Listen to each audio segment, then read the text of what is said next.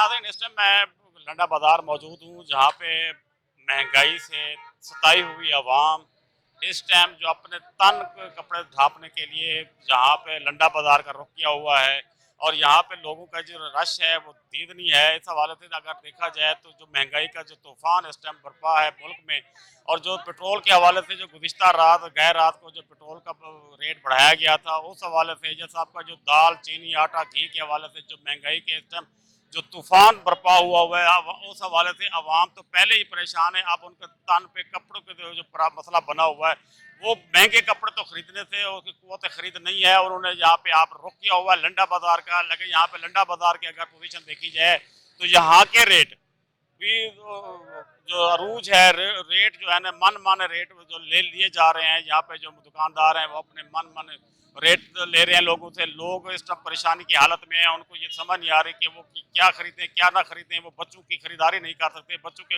आगे सर्दियाँ आ गई हैं, सर्दियों के हवाले से वो कपड़े खरीदने के लिए यहाँ पहुँचे तो यहाँ पे रेटों का सुनकर वो खुद परेशान है।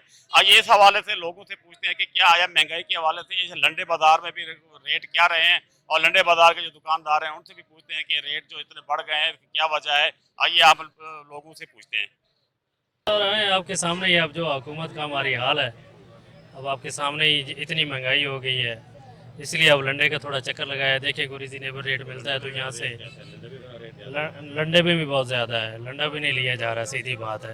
अब आपके सामने किस तरह की प्रोडक्ट पड़ी है, आपके सामने ही है। लंडे वाले कहते हैं हमारे पास ग्राहक ही नहीं आ रहा। ग्राहक कैसे आएगा? अब इतना इनका भी ज़्यादा एक्सपेंसिव है ना। ग्राहक आता है, आके देख के चला जाता है। आपके सामने ही क्या बजट है? आप दाल चीनी तो आपके सामने किधर सस्ता है?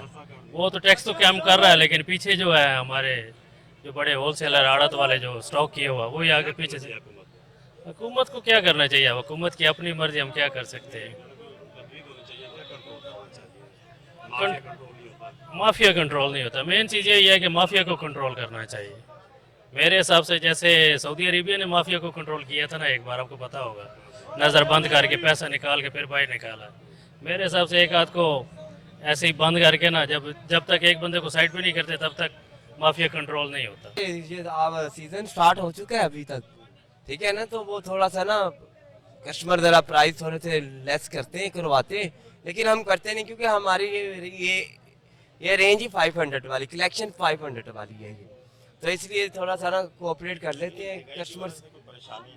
नहीं एफसेट तो नहीं है, हम रोजाना का 2000 3000 की पर डे लग जाता है हमारा, तो हम कंफर्टेबल है प्रोसेस में, इस प्रोसेस में।